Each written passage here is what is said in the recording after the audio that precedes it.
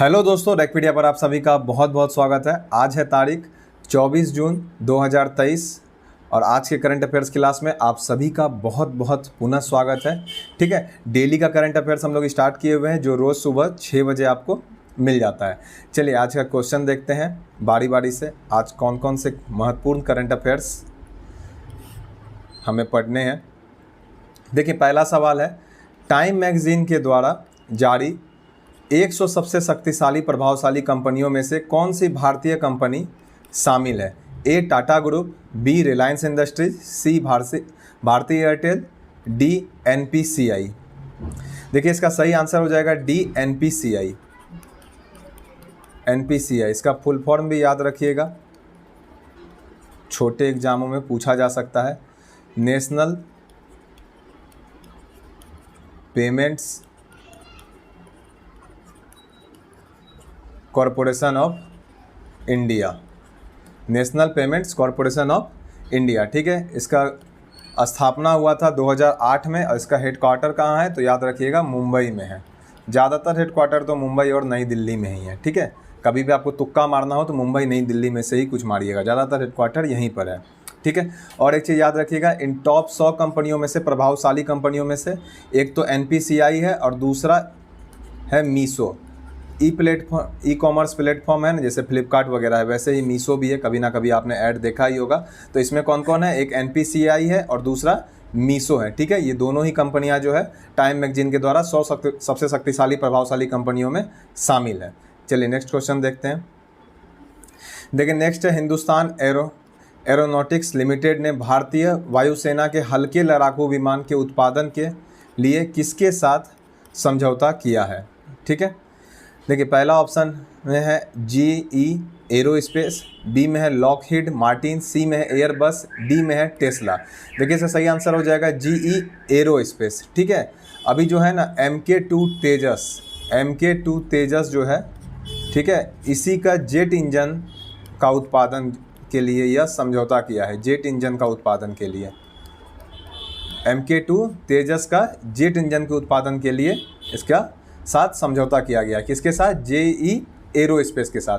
और Hindustan aeronautics limited, इसका headquarter कहाँ है तो याद रखिएगा बेंगलोर में है।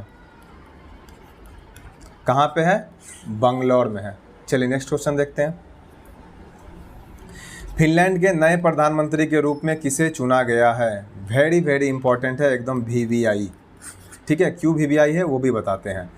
सना मैरिन, एंटी रीने, पेटेरी ओर्पो, एलेक्जेंडर स्टब। इसका सही आंसर हो जाएगा सी, पेटेरी ओर्पो। देखिए ये इंपॉर्टेंट इसलिए हो जाता है, पहले तो जान लीजिए कि ये पेटेरी ओर्पो जो है कंजर्वेटिव पार्टी से थे। किस पार्टी से थे? Conservative party. इनकी पार्टी का नाम था कंजर्वेटिव पार्टी। ठीक है, अब देखिए फिनलैंड जो है अभी काफ़ी महत्वपूर्ण है, इसलिए फिनलैंड से जुड़ा हुआ हर एक घटना हमारे लिए बहुत महत्वपूर्ण है। क्यों महत्वपूर्ण है? आप लोग जान रहे हैं, साल भर से अभी रूस यूक्रेन का युद्ध चल रहा है। किस वजह से चल रहा है? क्योंकि यूक्रेन नाटो का सदस्य बनना चाह रहा था। ठीक है, तो फिनलैंड अभी क्या हुआ है, 4 अप्रैल हाल ही में जो है युद्ध के 4 अप्रैल 2023 को नाटो का सदस्य बन गया है। ठीक है, आपको पता ही होगा, पढ़ते होंगे आप लोग करंट, तो नाटो का 31वां सदस्य बन गया है। नाटो क्या है? नाटो का फुल फॉर्म जानते हैं आप लोग? जान लीजिए, नॉर्थ अटलांटिक ट्रीटी ऑर्गेनाइजेशन। उत्तर अटलांटिक हो जाता है हिंदी में, ट्रीटी ऑर्गेनाइजेशन। ठीक है, नाटो का कब हुआ था स्थापना तो ये भी याद रखिएगा। नाटो का स्थापना जो हुआ था 1949 में हुआ था। ठीक है, 1949 में हुआ था। हेडक्वार्टर कहाँ है तो ब्रुसेल्स। ब्रुसेल्स किसकी राजधानी है तो याद रखिएगा बेल्जियम का। देखिए करंट को हमेशा जोड़ के पढ़िए कि ये है तो ये क्यों है, ये है तो ये क्यों है। इससे क्या होगा कि आपको याद रखने में हमेशा आसानी होगी। ठीक है, चलिए आगे देखते हैं। समलैंगिक विवाह को मान्यता देने वाला पहला बाल्टिक देश कौन सा है? ठीक है, बाल्टिक से अक्सर क्वेश्चन आते हैं, बाल्टिक सागर से अक्सर क्वेश्चन आता है। ठीक है, लातविया, एस्टोनिया, लिथुआनिया, आइसलैंड। ठीक है, आंसर हो जाएगा इस्टोनिया। देखिए बाल्टिक सागर के बारे में थोड़ा सा बता देते हैं, क्योंकि यहाँ से क्वेश्चन हमेशा आता है, ठीक है। बाल्टिक सागर से क्वेश्चन स्टैटिक पोर्शन में भी यहाँ से बहुत सारा सवाल आता है। जैसे कि मान लीजिए ये बाल्टिक सागर है, अब एग्जैक्ट नहीं है, जैसा मान के चलिएगा, ठीक है, एग्जैक्ट नहीं है ये, मान के चलिएगा। बाल्टिक सागर देखिए यहाँ पर कौन कौन से देश सटते हैं, तो सबसे ऊपर में कौन हो जाएगा, हमारा हो जाएगा फिनलैंड। यहाँ पे सबसे ऊपर में फिनलैंड रहता है, ठीक है, उत्तर पूरब की ओर। इसके बाद एस्टोनिया, फिर हो जाएगा हमारा यहाँ पे Latvia, Estonia, Latvia, Lithuania, Estonia, Latvia और लिथुआनिया। इसके बाद नीचे में यहाँ कौन से देश हो जाएगा, यहाँ पे हो जाता है रूस, यहाँ पे हो जाता है हमारा पोलैंड, ठीक है, और यहाँ पे हमारा हो जाता है स्वीडन। सबसे ज़्यादा एरिया जो बाल्टिक सागर सटा हुआ है किसका है, स्वीडन का है, ठीक है। और यहाँ पर थोड़ा सा एरिया जो सटता है ये है हमारा यहाँ पे डेनमार्क का। टोटल कितने कंट्री हो गए, और इसी बीच में यहीं पे आता है हमारा जर्मनी भी। कंट्री गिन लीजिए, 1 2 3 4 5 6 7 8 और 9। तो बाल्टिक सागर से कितना सटा देश है, टोटल 9 देश है जो बाल्टिक सागर से सटा हुआ है। लेकिन यहाँ पर क्वेश्चन में हमेशा ध्यान रखिएगा कि बाल्टिक सागर से सटा हुआ देश 9 है, लेकिन अगर कभी भी ये पूछे कि निम्न में से कौन सा बाल्टिक देश है, तो बाल्टिक देश सिर्फ 3 ही है। कौन कौन सा है वो है एस्टोनिया, लातविया, लिथुआनिया। सिर्फ यही 3 कंट्री है जो यहाँ ऑप्शन में देखिए ABC में लिखा हुआ है, सिर्फ यही 3 कंट्री कौन है, बाल्टिक देश है। इसके अलावा कोई भी बाल्टिक देश हम लोग नहीं कहते हैं, ठीक है। बाल्टिक देश सिर्फ यही होता है, लेकिन बाल्टिक सागर से सटा हुआ देश कितना है, तो टोटल 9 देश है, ठीक है। चलिए नेक्स्ट क्वेश्चन देखते हैं। देखिए और एक चीज़ बता दें आपको, ये जो समलैंगिक विवाह है, ठीक है, इसके विरोध में भी बहुत सारा वोट पड़ा है। और यहाँ के जो PM है, PM कौन है यहाँ के, PM भी ध्यान रखिएगा, यहाँ के काजा कल्लास हैं, ठीक है। PM कौन है यहाँ के, प्रधानमंत्री काजा कल्लास है। कहाँ के, फिनलैंड के, मार्क कीजिएगा, एस्टोनिया के। चलिए आगे बढ़ते हैं। देखिए नासा के आर्टेमिस प्रोग्राम, आर्टेमिस प्रोग्राम क्या है सबसे पहले ये समझिए। देखिए आर्टेमिस प्रोग्राम नासा का कुछ भी नहीं है, ये सिंपल सा है। समान विचारधारा वाला जितने भी देश होता है उसको क्या करता है, ये नासा उस देश के अंतरिक्ष एजेंसी के साथ मिल करके संयुक्त काम करता है, अर्थात एक साथ मिल करके काम करता है। आर्टेमिस प्रोग्राम का मतलब सिर्फ यही है, ठीक है। तो इसमें कौन सा देश अभी हाल में शामिल हुआ है, तो इसमें शामिल हुआ है हमारा प्यारा भारत, ठीक है। कौन शामिल हुआ है, हमारा भारत शामिल हुआ है, ठीक है। चलिए आगे बढ़ते हैं।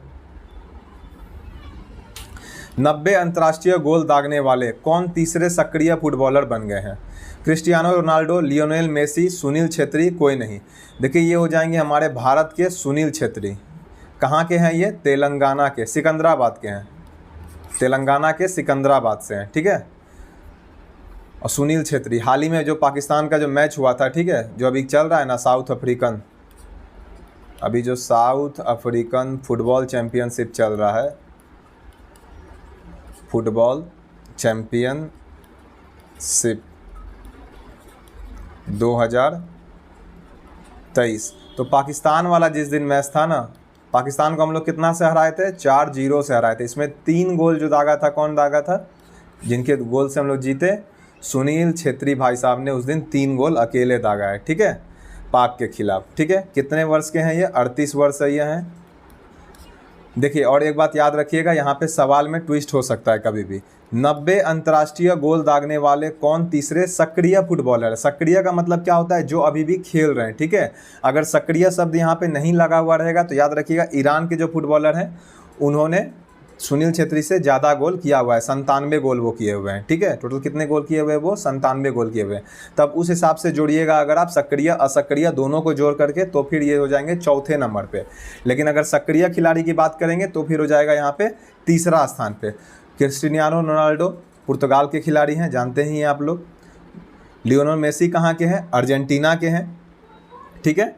रोनाल्डो साहब 123 गोल कर चुके हैं अंतर्राष्ट्रीय, और लियोनेल मेसी 103, और सुनील छेत्री कितना, 90 हो जाएगा, ठीक है। चलिए नेक्स्ट क्वेश्चन देखते हैं।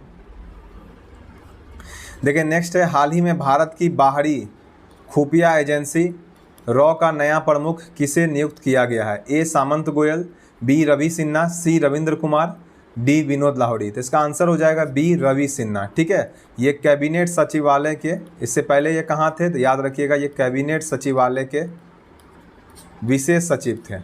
ये कौन थे? कैबिनेट सचिवालय के विशेष सचिव थे। ठीक है, अब इन्हें क्या बना दिया गया है? रॉ का चीफ बना दिया गया। इसके पहले कौन थे? तो सामंत गोयल साहब थे, जिनका कार्यकाल कब समाप्त हो जाएगा? तो इनका कार्यकाल समाप्त हो रहा है 30 जून 2023 को। ठीक है, थोड़ा सा रॉ के बारे में जान लीजिए। रॉ का फुल फॉर्म क्या हो जाता है? रिसर्च एंड एनालिसिस विंग हो जाता है। ठीक है, इसकी स्थापना कब हुई थी?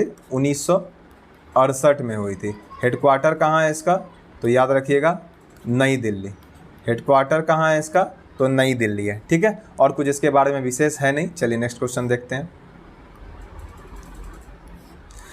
एशियन चैंपियनशिप में पदक जीतने वाली पहली भारतीय तलवारबाज खिलाड़ी कौन बनी है? ए भवानी देवी, बी रवीना कुमारी, सी अंजू रानी, डी रेशमा सिंह। देखिए ये जय भवानी से याद रखिएगा, भवानी सिंह तलवारबाज जैसे राजपूतों को कहा जाता है ना, तो उसमें कहा जाता है ऐसे भवानी किसी जाति वगैरह का नहीं है। भवानी माँ होती है, दुर्गा माँ के रूप को एक भवानी रूप भी कहा जाता है। जब लोग लड़ते थे तो भवानी बोल के जाते थे, जय भवानी। तो ऐसे याद रख सकते हैं आप। तलवारबाज खिलाड़ी कौन है? भवानी देवी। ठीक है, तलवारबाज खिलाड़ी भवानी देवी। ये कौन सा पदक जीती हुई है? तो ये कांस्य पदक जीती हुई है। ठीक है, ओलंपिक में भी पहली बार तलवारबाज से कोई गया था तो यही गई हुई थी। ठीक है, भवानी देवी। चलिए इसके बाद देखते हैं नेक्स्ट क्वेश्चन। हाल ही में अमेरिका की पहली मुस्लिम महिला संघीय जज, ठीक है, फेडरल जज, ठीक है, कौन बनने वाली है? हसीना बानो, फातिमा शेख, नुसरत चौधरी, गुलशन बानो। तो ये बनने वाली है नुसरत चौधरी। ये कहाँ की है? तो याद रखिएगा ये बांग्लादेशी अमेरिकन महिला है। ठीक है, जैसे इंडो अमेरिकन महिला होती है ना, उसी तरह बांग्लादेशी अमेरिकी महिला है, मुस्लिम महिला। ठीक है, और ये क्या बनने वाली है? पहली मुस्लिम महिला संघीय जज बनने वाली है अमेरिका में। चलिए नेक्स्ट क्वेश्चन देखते हैं।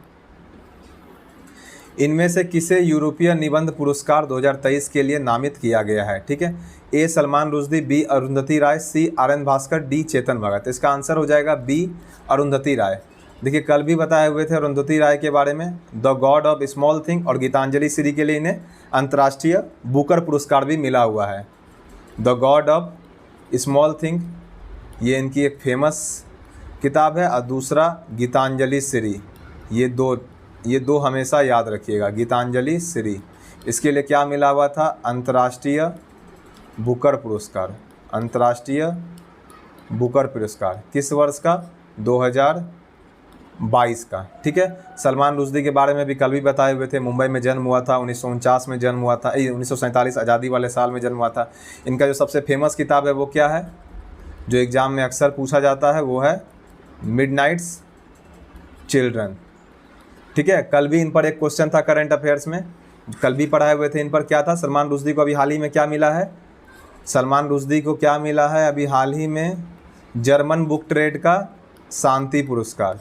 जर्मन बुक ट्रेड का शांति पुरस्कार मिला हुआ है। ठीक है, याद रखिएगा। तो आज के लिए इतना ही। चैनल पर नए हैं तो चैनल को सब्सक्राइब कर लीजिए, और यदि आपको पीडीएफ चाहिए क्वेश्चन का तो आप टेलीग्राम चैनल रैगपीडिया RAGPEDIA है, ज्वाइन हो जाइए। वहाँ ग्रुप में हम हर दिन भेज देते हैं। चलिए आज के लिए इतना ही। जय हिंद।